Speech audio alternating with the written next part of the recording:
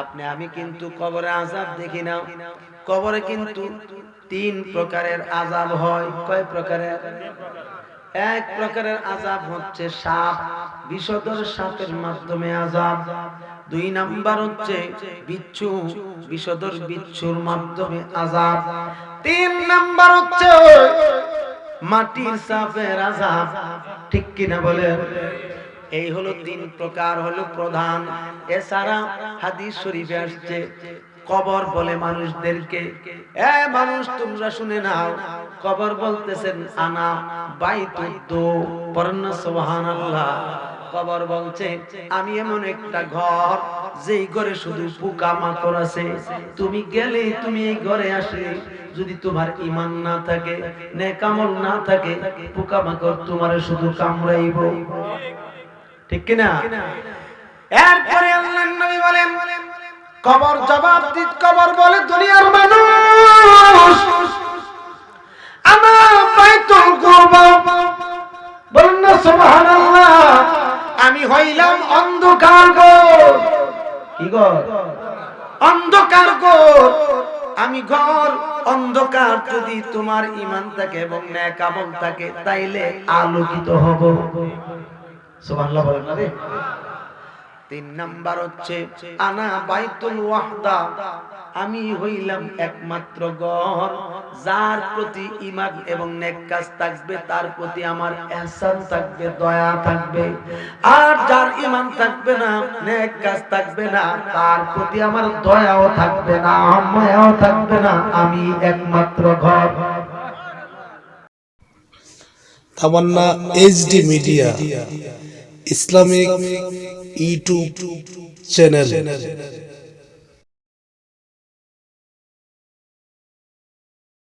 মুমিনের বাবা দিদার চে কাঁদো তোমরা, দিদার চে কাঁদো তোমরা, না নবীর দেওয়ানা। মদিনা মদিনা আশিক মুমিনের ঠিকানা, বলো না মদিনা।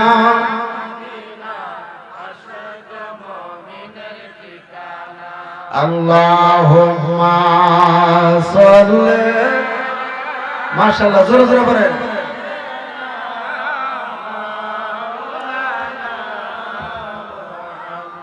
ওয়া আলা আলি সাইয়্যিদিনা,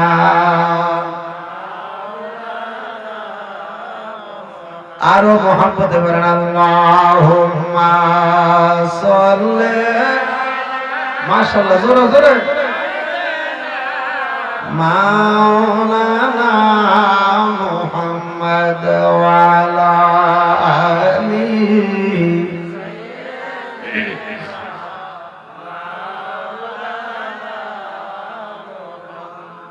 কোন দিন জানে ডাকাশিবে, ওই বাড়ি গো সারিতে, আপন পোশাক খুলে খুলে সাদা কাপড় পরিতে। আল্লাহুম্মা সাল্লি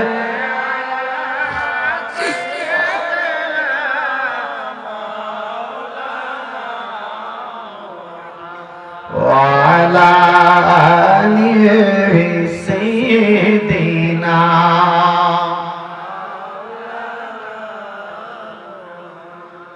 আমার ভাইরা,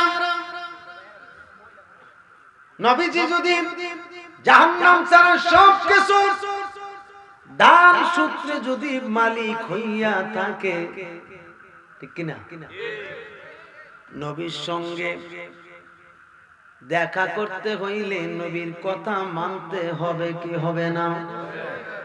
কথা বলেন। তাহলে নবীর কথা যদি মানতে হয়, যদি মানা লাগে, মানাটা কার মানা হবে? নবীজি বলছেন যে ব্যক্তি আমার কথা বলবে, আমার কথা মানবে, সে যেন আল্লাহর কথা মানছে। কথা কোন ঠিক কিনা? আমার আল্লাহ কি বলে জানেননি? আল্লাহ বলেন মাইয়ুতির রাসূলা ফাকাদ আতা আল্লাহ। বলেন না সুবহানাল্লাহ। আল্লাহ পাক বলেন এই দুনিয়ার মানুষ, তোমরা যেই ব্যক্তি আমার নবীর ইত্তেআত করবা সে যেন মূলত আমার ইত্তেআত করছো। এই আয়াতের তাফসীর লিখছে তোমাদের মধ্যে যেই ব্যক্তি আমার হাবিবকে মানবে সে যেন আমাকে মানছে। কথা কোন ঠিক কিনা? যেই ব্যক্তি আমি আমার হাবিবের অনুসরণ করবে সে যেন মূলত আমি আল্লাহর অনুসরণ করছে। এখন আমার নবী বলছেন উম্মত, যতদিন তুমি দুনিয়ার জমিনে থাকো, যতদিন তুমি দুনিয়ার জমিনে থাকো ঈমানদার এবং নেককার হয়ে থাকো। ঠিক কিনা? কেননা ঈমানদার এবং নেককারকে কবরে সম্মান করে, কবরে মায়া মোহাম্মত করে, কবরে যত্ন করে, খেদমত করে। আর যদি ঈমানদার না হও, নেককার না হও, কবর কিন্তু ভয়ানক রূপ ধারণ করে। কারণ কবরে আযাব আসেনি, কই বাজান আসেনি? আমরা মানুষ কবরে আযাব দেখি না, যেহেতু কথা বলতে পারি। যদি বইলা দেই, যদি আমরা বইলা দেই, যুবক বাবারা বসেন, স্বেচ্ছাসেবক যারা আছেন এই মানুষদেরকে একটু সামনে আগে বসে দেন। মানুষ জায়গা হইতে না তো, আরো আইবো, এদিকে আইন না, আর একটু আগান। কিছু কিছু মানুষের দোকানপাটে বসে আটা খাইতেছে তো, একটু আগান। সুবহানাল্লাহ ওয়ালহামদুলিল্লাহ লা ইলাহা, আগান সামনে আগান। সুবহানাল্লাহ ওয়ালহামদুলিল্লাহ লা ইলাহা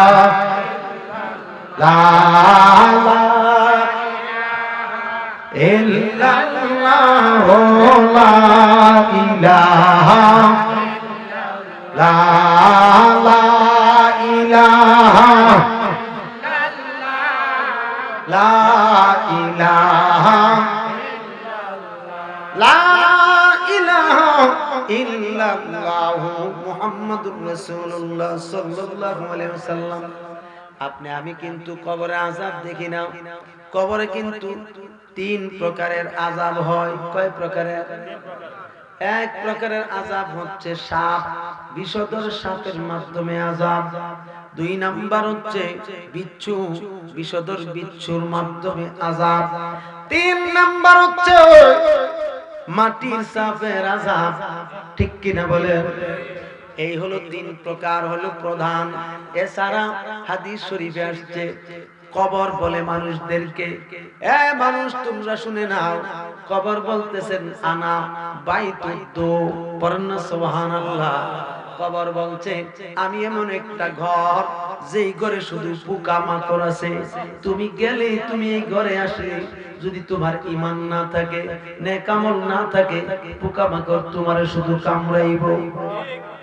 ঠিক কিনা? এরপরে আল্লাহর নবী বলেন কবর জবাব দিত, কবর বলে দুনিয়ার মানুষ আমার বাইতুল কুরবা। বলেন না সুবহানাল্লাহ। আমি হইলাম অন্ধকার ঘর। কি ঘর? অন্ধকার ঘর। আমি ঘর অন্ধকার, যদি তোমার ঈমান থাকে এবং নেক আমল থাকে তাইলে আলোকিত হব। সুবহানাল্লাহ বলেন না রে। তিন নাম্বার হচ্ছে আনা বাইতুল ওয়াহদা। আমি হইলাম একমাত্র ঘর যার প্রতি ঈমান এবং নেক কাজ থাকবে, তার প্রতি আমার ইহসান থাকবে, দয়া থাকবে। আর যার ঈমান থাকবে না, নেক কাজ থাকবে না, তার প্রতি আমার দয়াও থাকবে না, মায়াও থাকবে না। আমি একমাত্র ঘর। দেখছেন না অবস্থা? আমরা এরপরও পাবলিক বুঝি না, মানুষ হয়ে বুঝি না। মসজিদ একটা বানাইছেন, বারান্দাটারে সরল বল করে রাখছে, এটা সাবরা দিয়ে রাখছে। কত টাকা পয়সা কত ভাবে খরচ করে না, কথা কোন গেল। যেই ঘরটার জন্য আল্লাহ নবী নির্দেশ করছে, আল্লাহ নিজে নির্দেশ করছে দান করার জন্য সরাসরি। এইটা দান করেন না, আজাগার পূজাগার দিয়ে দান দেখা আমি ধনী,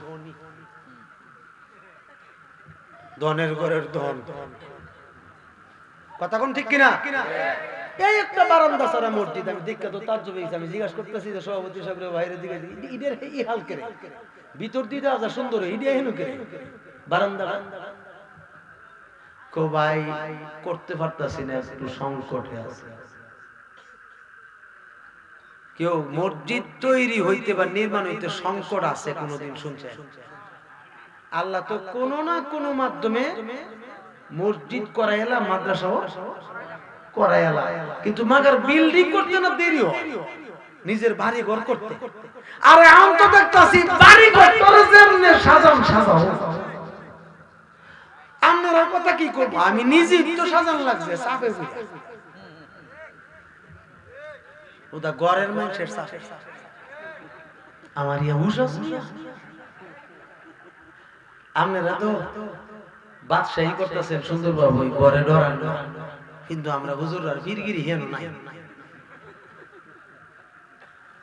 আমরা হুজুর সিলিন্ডার আপনার কাছে, সিলিন্ডার জনমের সিলিন্ডার, কি চান কোন খালি দিয়া দেন, নেনগা নেনগা, আমারও নেনগা, সব নেনগা। কারণ এই জায়গা হইলো সবচেয়ে গুরুত্বপূর্ণ জায়গা। আপনার বন্দিগিও খাইব, আপনার ঈমানও খাইব, আপনার যা আছে 14 গোষ্ঠী খাইব। মাবিন আছে, মাবিন আছে, আইবারা যদি কেতটা মিলে এটা নেই, ও আল্লাহ ও আয় খাইছে রে, আমার নিয়ে দাওয়াত বন্ধ করে দে। ও মা যাই, আমি কিন্তু আপনারা সত্য আমগো কুমিল্লার কথা কইতাছি, কুমিল্লার কথা আগারো না গঙ্গা সাগর কেউ নেই, মা বোনটা ভালো আছে। হ্যাঁ কথা ঠিক নেই? হ্যাঁ, নিজের ঘর সাজান, মাত্র 40 বছরের জিন্দেগি, মাত্র ঘরে 60 বছরের জিন্দেগি। এই ঘরটারে কত রঙের ফার্নিচার দিয়ে সাজা, কিন্তু যেই ঘরটা আবাদুল আবাদ থাকতে হইব ওইটারে কি দিয়ে সাজাইছে? যে মাটির ঘরটা থাকবো কেউ বাজান এটা দিতে যাও লাগবো আমরা নাকি? না যাইতেন না, এটা যাও যেত না নাকি? ওইটা না গিয়ে কোনো উপায় আছে? গোলাম হোসেন উপায় নাই, ঠিক কিনা? উপায় নাই, এই ঘরটার জন্য। এই ঘরটা যদি আপনি না সাজান, আপনি কি অন্ধকারে থাকতে পছন্দ করবেন? আমার ধনরাজপুরের বাবারা, আশেপাশের এলাকার আব্বাজিরা রে, আমি আপনাদের কাছে সবিনয়ে অনুরোধ করে বলছি রে বাবা, কবরের আযাবকে ভয় করেন, কবরের আযাবকে ভয় করেন। কবরের আযাবকে ভয় করছে আম্মা জান খাদিজাতুল কুবরা রাদিয়াল্লাহু তাআলা আনহা। কবরের আযাবকে বেশি ভয় করতেন হযরতে যায়েদ ইবনে হারেসা রাদিয়াল্লাহু তাআলা আনহু, নবীজির পালক পুত্র যিনি ছিলেন। পড়েন না সুবহানাল্লাহ। আম্মা জান খাদিজাতুল কুবরার কথা আজকে বলবো না রে বাবা, যদি বলতে যাই লম্বা সময় লেগে যাবে, যেহেতু টাইম খুব সংকীর্ণ হইয়া যায়। কেমনে জানে সময়টা জায়গা দৌড়াইয়া দৌড়তারি না, এমন একটা পরিস্থিতি হয়। কত রিকোয়েস্ট করছি, ভাই রে ভাই আমারে 10টার সময় তুইলা দেন, আমি যেন টাইম মতে সুন্দরভাবে ছাড়তে পারি। কিন্তু বাবারা একটু মন দিয়ে শুনেন, নবীজি একটা ছেলেকে পালক আনছিলেন, শিশু বাচ্চা, যার নাম হচ্ছে হযরতে যায়েদ রাদিয়াল্লাহু তাআলা আনহু। জোরে বলুন সুবহানাল্লাহ। বাজান এই কথা বলার পরে যখন হযরতে যায়েদকে নবীজি নিজের হাত মোবারক ধরে গোসল করাইতেন, কত আদর করতেন, কত যত্ন করতেন রে বাবা। নিজে পোশাক পরিধান করাইয়া দিতেন, নিজে নিজে তেল দিয়া দিতেন। হযরতে যায়েদকে নিজের সন্তানের চাইতে বেশি আদর করতেন নবীজি। এই যায়েদের কাছে নবীজির আপন ফুফাতো বোন হযরতে জায়নাব রাদিয়াল্লাহু তাআলা আনহা তালহাকে বিয়ে দিছিলেন রে বাবা। বিয়ে দিয়া বেশি দিন সংসার করতে পারে নাই, 2.5 থেকে 3 মাস পর্যন্ত সংসার করেছিল। এর মধ্যে স্বামী স্ত্রীর ভিতরে একটু সমস্যা দেখা দিছে। আমাদের দেশে যে ডিভোর্স বাইরেছে, ডিভোর্স কোথা থেকে ডিভোর্স বের হলো এই বিষয়টা তো জানার দরকার, ঠিক কি না? হযরতে জয়নব রাদিয়াল্লাহু তাআলা আনহা প্রথম থেকেই হযরতে যায়েদ ইবনে হারেসাকে মানতে রাজি না, তিনিকে স্বামী হিসেবে কবুল করতে রাজি না। আপনার আমার নবী মুহাম্মদুর রাসূলুল্লাহ সাল্লাল্লাহু আলাইহি ওয়াসাল্লাম তিনি এই সংকট দূর করে দিয়েছে, এই ভেদাভেদ বিনষ্ট করে দিয়েছে। তুমি যদি সন্তান প্রসব না হও, একটা সন্তান যদি তুমি কিডন্যাপ নাও পালো, তোমার পালক পুত্রকে তুমি পালক পুত্র মনে করবা না, মনে করবা তোমার সন্তান, ঠিক কি না? এইভাবে লালন পালন করবা, এটা আমি নবীর সুন্নাত। পড়ুন না সুবহানাল্লাহ। এবার যখন হযরতে জয়নবের মধ্যে একটু সমস্যা দেখা দিল রে, হযরতে যায়েদ ইবনে হারেসা জয়নবকে বলছে, বিবি গো, আমার কথার দ্বারা যদি তোমার কোনো কষ্ট লাগে আমাকে তুমি ক্ষমা করে দিও, কারণ আমি তোমার যোগ্য পাত্র না। আমি তো আমার নবীর গোলাম, আমি তো আমার নবীর একজন আদনা গোলাম। আমার দয়াল নবী আমাকে কোনোদিন সেটা বুঝতে দেয় নাই। আমাকে এত আদর যত্ন করেছেন, মায়া মোহাব্বত করেছেন। তুমি যা মনে চাও, যে সিদ্ধান্ত নিবা, আমি যায়েদ কোনো আপত্তি করব না। এবার আমার নবী জিজ্ঞেস করছে, জয়নব কি ব্যাপার, তুমি কি বলতে চাও বলো। বলতেছি, ইয়া রাসূলুল্লাহ, আমি যায়েদের সংসার করব না, আমি তাকে ডিভোর্স দিব। করেন না নাউজুবিল্লাহ। যেই মাত্রই কথা বলছেন আমার নবী বলেন, এ জয়নব, তুমি যদি এটা করো, তোমার ইচ্ছা তুমি করতে পারো, তোমার অগ্রাধিকার দেওয়া হলো। এবার সঙ্গে সঙ্গে যায়েদকে এই হযরতে জয়নব যিনি ডিভোর্স দিলেন, ডিভোর্স এখান থেকে আবিষ্কার হইল। স্ত্রীর অধিকারটা আবিষ্কার হইল যে স্বামীকে ইচ্ছা করলে সে রাখতে পারবে, আবার ডিভোর্সও দিতে পারবে কোনো কারণে। কিন্তু আমার নবী এখান থেকে ডিভোর্সের যে বিষয়টা শুধু জয়নবের ক্ষেত্রে খাস করছিল, শেষ পর্যন্ত উম্মতি মুহাম্মাদের ভিতরে নারীদের সম্মান বাড়াইতে গিয়া, আল্লাহর নবীর শান আজমত বাড়াইতে গিয়া আল্লাহ রাব্বুল আলামিন আল্লাহর হাবিবের মাধ্যমে মেনে নেওয়াইছে। আমার ভাইয়েরা, বন্ধুরা, হযরতে যায়েদ এই যে একটা সুখ, জীবনে কোনোদিন আর বিয়ে করেন নাই। বিয়ে না করে ধীরে ধীরে চিন্তা করতে করতে করতে করতে টেনশন করতে করতে হযরতে যায়েদ ইবনে হারেসা অসুস্থ হয়ে গেল। নবীজিকে কাছে ডাইকা বলতেছি, ইয়া রাসূলুল্লাহ, আমার মন বলতেছে আমি দুনিয়া থেকে কিছু দিনের ভিতরে দুনিয়া থেকে চলে যাব। নবী গো, ওগো মায়ার নবী, আপনি আমার কয়েকটা ওসিয়ত পূরণ করবেন নি?